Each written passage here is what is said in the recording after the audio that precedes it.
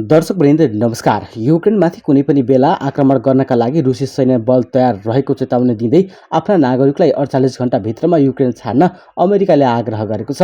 हवाई बम आक्रमण सुरु हुन सक्ने हुँदा त्यहाँबाट निस्कन अप्ठ्यारो पर्न सक्ने र त्यसले सर्वसाधारणहरूलाई खतरामा पार्न सक्ने शुक्रबार व्हाइट हाउसले जनाएको हो। युक्रेनसँगको सीमा नजिकै 1 लाखभन्दा बढी सेना तैनात गरिएको भए पनि रुसले आक्रमणको योजना अस्वीकार गर्दै आएको छ। UK, Canada, Netherlands, Latvia, Japan र दक्षिण कोरियाले पनि आफ्ना नागरिकलाई युक्रेन छाड्न आग्रह गरिसकेका छन्।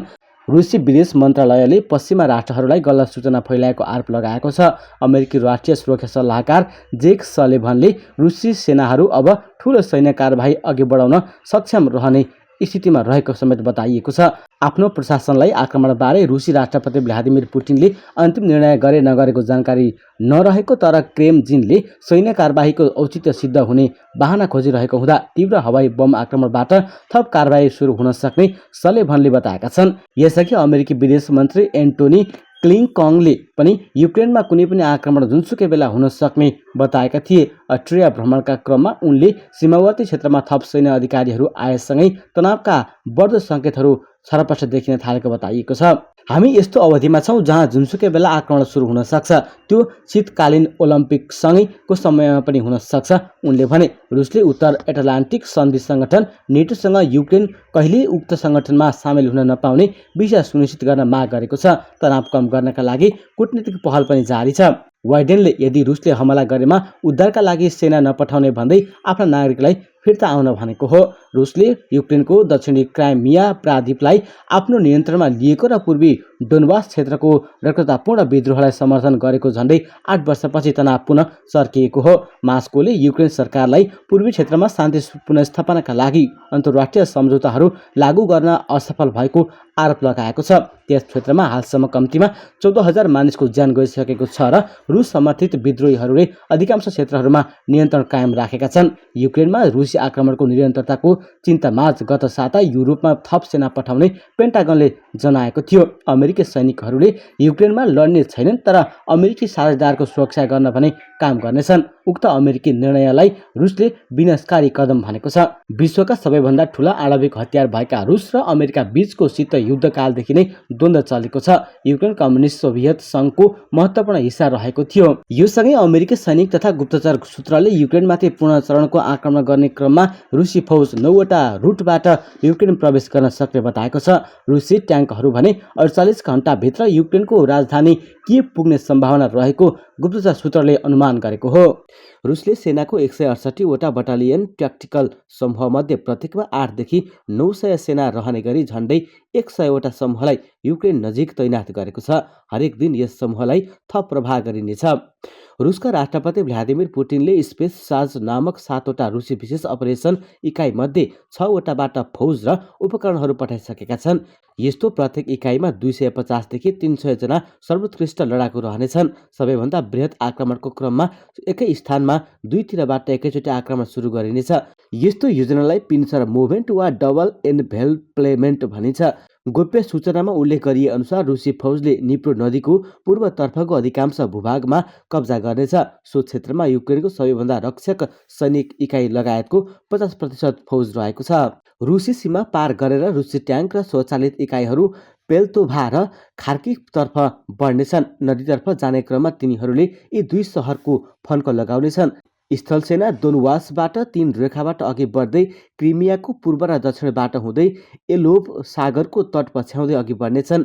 क्रिमियाबाट हुने हवाई आक्रमणलाई रुसका सैनिक हेलिकप्टरहरूले साथ दिनेछन्। यसैबेला ब्ल्याक सीको किनार कब्जा गर्न एउटा एकैपटक जल र स्थल दुवैबाट पनि आक्रमण गर्न सकिन्छ। यसका साथै ओदेस्साबाट मोल्दोकातर्फ आउँदै गरेका जल र थल इकाइले ब्ल्याक सीतर्फ जान सुरक्षा प्रदान गर्नेछ। रुसले पहिले नै युक्रेनको तट क्षेत्र नजिक जल सेनाको बटालियनसँगै पनडुब्बीहरू र 5 वटा एम्फियाबियस जहाज पनि तैनात गरिसकेको छ। गुप्तचर सूचना अनुसार केही दिनमै त्यहाँ 6 वटा जहाज थपिनेछ। साथै रुसी आक्रमणको क्रममा 50,000को सङ्ख्यामा सर्वसाधारण मारिने वा घाइते हुने अनुमान गरिएको छ। अर्को झन्डै डरलाग्दो आक्रमणको विकल्पको रूपमा किभलाई घेरा हाल्न उत्तर दिशाको 2 मार्गबाट गरिने हमला हुनेछन्। त्यसमा क्षेपणास्त्र प्रहार, विद्युतीय युद्ध कौशल र बेलारुसको दक्षिण भागबाट झितोमेर र किभको पूर्वबाट बढ्दै गरेका स्थल सेनाको प्रयोग हुनेछ। चेर्नोबिल वरपरका मार्गबाट पनि रुसी फौज किभ प्रवेश गर्न सक्नेछ। सो क्षेत्रका पक्की सडकका कारण रुसी ट्याङ्क र सैनिक सवारी साधनहरू युद्ध सुरु भएकै पहिलो दिनमै किभको मुखैमा पुग्न सक्नेछन्। रुसी सेनाले बेलारुममा 2वटा अत्याधुनिक S-400 विमान भेदक क्षेपणास्त्र प्रणाली तैनात गरेको छ। तिनीहरूले युक्रेनको आक्रमणमा नियन्त्रण गर्न मद्दत गर्नेछन्। तिनीहरूले त्यहाँको आक्रमणमा विमान वा क्षेपणास्त्रहरू रोक्नेछन्। सम्भवतः राति गरिने श्रृङ्खलाबद्ध गोला बारुद, मध्यम दूरीका क्षेपणास्त्र सहितको बमबारी आक्रमण भने हात हतियार भण्डार, रडर स्टेसन, विमान तथा हवाई प्रतिरक्षा प्रणाली र अन्य खतरनाक युक्रेनी सैनिक स्थलहरूमा लक्षित हुन सक्ने बताइएको छ। प्राप्त गोप्य सूचना अनुसार रुसले आक्रमण थालेको केही घण्टाभित्रै युक्रेनको प्रतिरक्षा क्षमता विफल बनाउने प्रयास गर्नेछ। रुसले युक्रेनको विभिन्न भागमा रहेका सैनिक इकाइहरू बीचको सञ्चार प्रणाली अवरुद्ध गर्न साइबर र विद्युतीय युद्ध कौशल आक्रमण एकैसाथ सुरु गर्नेछ। त्यति नै बेला रुसी सेनाले युक्रेनी सैनिक इकाइहरूको भौतिक सम्पर्क विच्छेद गर्न पुलहरू नष्ट गर्नेछ भने सैनिक फौज र इन्जिनियरहरूको प्रयोग गरी नदीहरूको क्रसिङहरू कब्जा गर्नेछ।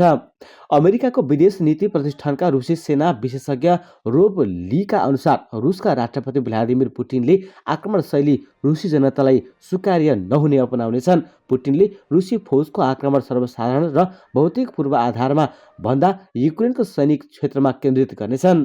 तर अमेरिकी अधिकारीहरू पुटिनले त्यति डरलाग्दो आक्रमण नगर्ने, बरु युक्रेनको केन्द्रीय सरकार पल्टाएर आफूलाई पाएको पर्ने सरकार खडा गर्ने सम्ममा आक्रमणको लक्ष्य सीमित रहने विश्वास लिएका छन्। उता अमेरिकी राष्ट्रपति जो बाइडेनले युक्रेनमा बसिरहेका सबै अमेरिकी नागरिकलाई रुसको तर्फबाट सैन्य कारबाहीको बढ्दो खतरालाई लिएर तुरन्त देश छाड्न आदेश दिएका छन्। बाइडेनले रुसले युक्रेनमाथि हमला गरेको स्थितिमा आफूले अमेरिकालाई बचाउनका लागि सेना पठाउन नसक्ने बताएका छन्। उनले यो क्षेत्रमा स्थिति तनावग्रस्त रूपमा फेरिरहेको पनि चेतावनी दिएका छन्। रुसले युक्रेनको सिमानामा 1 लाख सैनिक तैनात गरेको छ र उसले हमलाको योजना अस्वीकार गरिरहन्छ। यद्यपि रुसले बेलारुससँग एउटा ठूलो सैन्य अभ्यास सुरु गरेको छ। बेलारुस रुसको पुरानो सहयोगी हो र युक्रेनसँग लामो सीमा साझा गर्छ। अबको दिनमा रुसले ठूलो नौसेना अभ्यास सुरु गर्दैछ, जसका लागि ठूला जहाजलाई समुद्रमा तैनात गरेको छ।